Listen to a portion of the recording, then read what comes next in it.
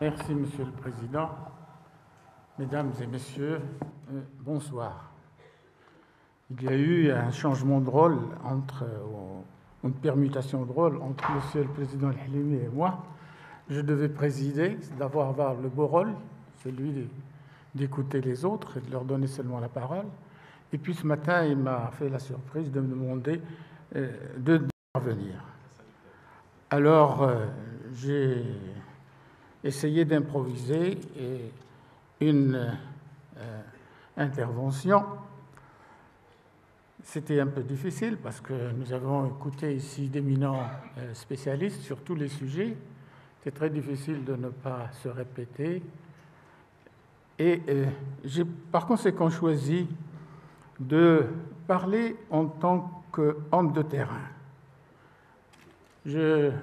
Comme l'a dit M. Halimi, je suis un député et j'essaye de profiter des réflexions des uns et des autres, des positions des uns et des autres pour les mettre en pratique.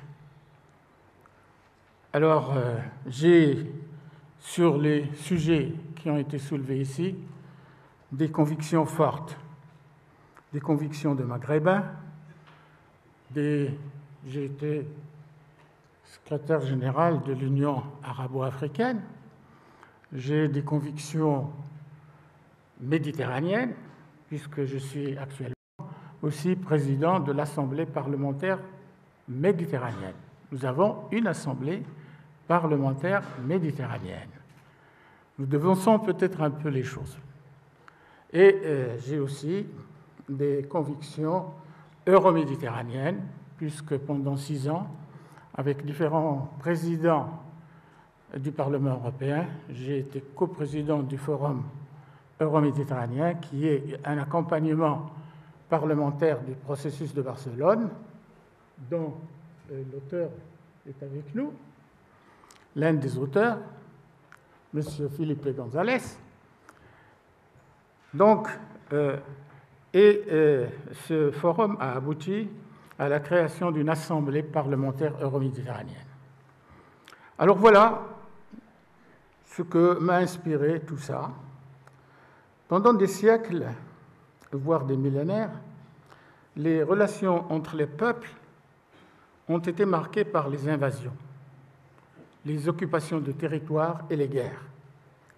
Et notre région euroméditerranéenne, quand on lit son histoire, notre région euroméditerranéenne a connu beaucoup de ces guerres et de ces confrontations, peut-être beaucoup plus que dans toute région du monde.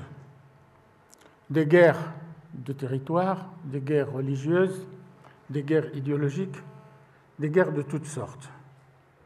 Et cela, jusqu'à la fin de la Deuxième Guerre mondiale, on croyait, on espérait, mais ce n'est hélas pas complètement vrai, puisque finalement, des affrontements continuent jusqu'à aujourd'hui.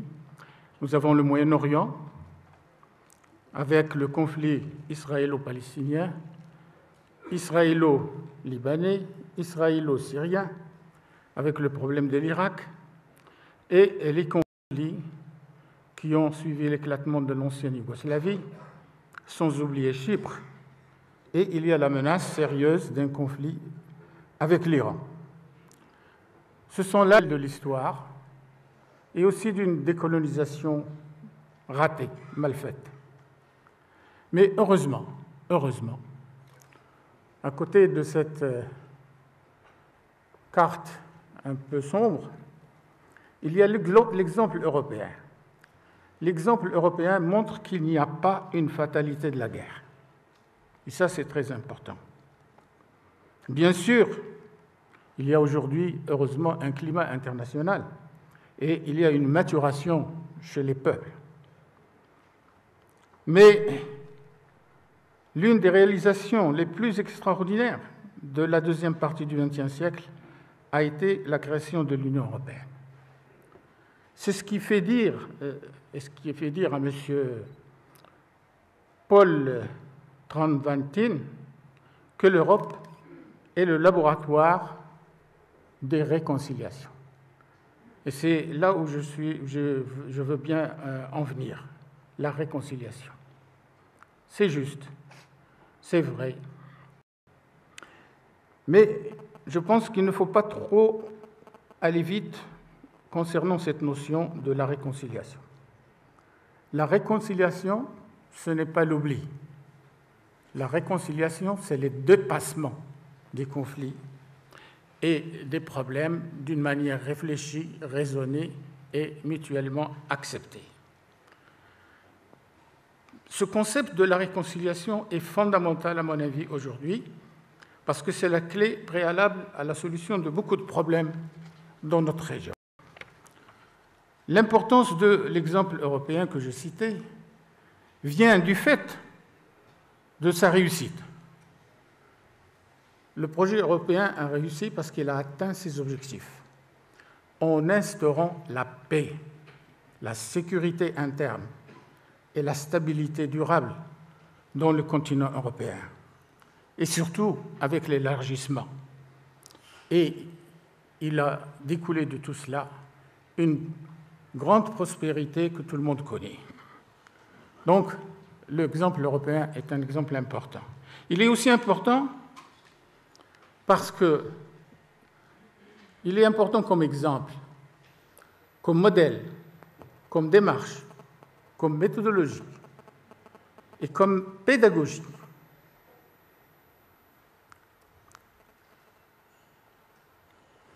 C'est un modèle dont peuvent s'inspirer des communautés maghrébines, arabes et africaines. La construction s'est faite sur une période d'un demi-siècle. Et les Européens sont partis du marché du charbon et de l'acier, en passant par la politique agricole commune, l'union douanière, la création de l'euro et actuellement la discussion sur la constitution commune, malgré les difficultés momentanées. Je pense que le modèle européen est exportable moyennant des adaptations et des aménagements nécessaires. La réalisation de l'Europe est l'œuvre des élites. C'est Jean Monnet, c'est Robert Schuman, c'est de Gasperi, c'est De Gaulle, c'est Adenauer, c'est Paul-Henri Spaak. Ce sont les élites de l'Europe qui ont fait l'Europe. Et les élites sont responsables et de la guerre et de la paix. Donc, les élites du Maghreb, du Maroc, de l'Afrique, du Moyen-Orient ont un exemple à suivre. Et comment ils ont réussi, ces élites européennes, à arrêter les guerres? Eh bien, ils ont réussi parce qu'ils ont compris que cela ne sert à rien de s'entretuer. Donc, on peut dire que pour la solution de nos problèmes, la réconciliation est un passage obligé. Parce que, eh bien, pour construire le Maghreb, il faut la réconciliation entre le Maroc et l'Algérie. Sans cela, on ne peut pas construire le Maghreb. Pour la construction de l'union du monde arabe, il faut la réconciliation entre les pays arabes, entre des régimes économiques, sociaux, politiques, idéologiques différents.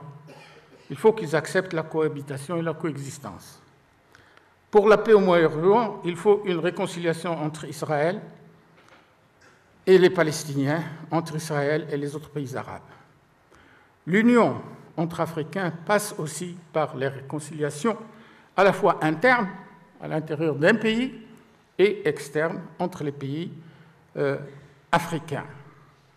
Donc, la réconciliation est quelque chose de nécessaire, et la réconciliation politique, culturelle, religieuse, civilisationnelle entre le Nord et le Sud est aussi une nécessité. C'est une nécessité, mais aussi une possibilité. Parce que la Méditerranée est le berceau de la civilisation gréco-romaine et judéo-chrétienne, mais elle est aussi le berceau de la civilisation et de la culture arabo-musulmane et amazigho-andalou. Donc, les deux civilisations ont beaucoup de choses en commun. D'abord, le lieu de naissance, c'est le croissant fertile, et aussi le monothéisme. Et ce n'est pas peu. Ce qui a permis, justement, la coexistence pacifique entre les croyants des trois religions monothéistes, aussi bien chez les Abbassides de l'Orient que chez les Omeyyades de l'Andalous. Ce sont les efforts communs des musulmans, des juifs, des chrétiens qui ont permis la transmission de l'héritage grec à l'Europe de la Renaissance. Donc, une fois la réconciliation en cours ou acquise selon les circonstances, donc une fois la réconciliation acquise, l'union peut se faire autour d'un certain nombre de valeurs. Un certain nombre de valeurs en tenant compte des intérêts légitimes des uns et des autres. Quelles sont ces valeurs? Eh bien, ces valeurs sont des valeurs universelles. C'est la démocratie, c'est les droits de l'homme, c'est les libertés fondamentales, c'est l'état de droit, c'est l'égalité devant la loi, c'est l'égalité des chances, c'est la justice sociale, c'est la bonne gouvernance. Ce sont là les valeurs universelles autour desquelles tous les hommes et toutes les femmes peuvent se réunir et se mettre d'accord. Ce sont d'ailleurs les conditions de l'adhésion à l'Union européenne. Les intérêts, eh bien, ce sont les intérêts politiques, économiques, sociaux et culturels des peuples. C'est le droit à la sécurité, c'est le droit à une vie digne et décente, c'est le droit à la satisfaction des besoins des peuples. Alors, pour atteindre ces objectifs, les pays du Sud et les ensembles du Sud ont besoin d'aide, comme l'ont souligné beaucoup d'orateurs durant ces 2 jours. À la fois une aide politique et une aide matérielle, je ne dirais pas seulement économique. L'Europe a été aidée par le plan Marshall, soutenue par le temps, soutenue et protégée par le temps. Taïwan, la Corée du Sud ont été aidés par les États-Unis. Bien sûr, c'était le contexte de la guerre froide. Le Maghreb et certains pays arabes, des pays d'Afrique, ont besoin d'aide. Et c'est dans ce cadre que doit s'inscrire la coopération et le partenariat Nord-Sud. Une fois que ces pays et ces ensembles, une fois qu'ils sont sur pied, ou pendant le processus même, on peut envisager une alliance Nord-Sud pour construire la communauté euro-méditerranéenne. La communauté euro-méditerranéenne engloberait l'Union européenne au nord et le triangle qui va de la Turquie au Maroc en passant par l'Égypte au sud. Nous avons là les éléments de base pour construire la future citoyenneté euro-méditerranéenne, pour marquer les liens profonds qui unissent les peuples des 2 rives et leur communauté de destin. La Méditerranée, comme ça a été dit, le Maroc aussi, comme ça a été dit, à cause de sa situation géographique et de sa proximité à la fois de l'Europe sur le plan géographique et de sa proximité intellectuelle et culturelle du monde arabo-musulman et de l'Afrique, peut jouer la fonction de passerelle facilitatrice entre le nord et le sud de la Méditerranée d'une part et entre l'ensemble euro-méditerranéen et l'Afrique subsaharienne d'autre part. Le rêve européen a été l'œuvre des Européens pendant la 2e moitié du XXe siècle. Le nouveau rêve commun aux Européens et aux gens du Sud est de créer la communauté euro-méditerranéenne. Bien sûr, ce rêve demandera plus de temps et peut-être que le grand projet du XXIe siècle pour les générations futures de nos peuples, pour leur mobilisation, eh bien, future, ça sera justement la création de cette communauté euroméditerranéenne par l'effort de tous. Je vous remercie.